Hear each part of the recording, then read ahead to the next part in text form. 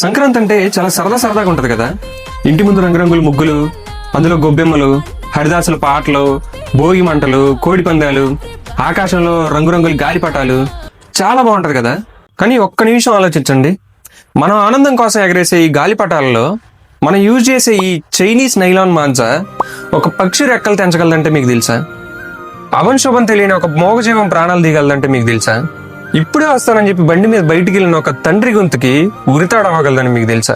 ఇలా మాట్లాడుతున్నందుకు సారీ, కానీ last year ఇలాంటి ఇన్సిడెంట్స్ చాలా జరిగాయి.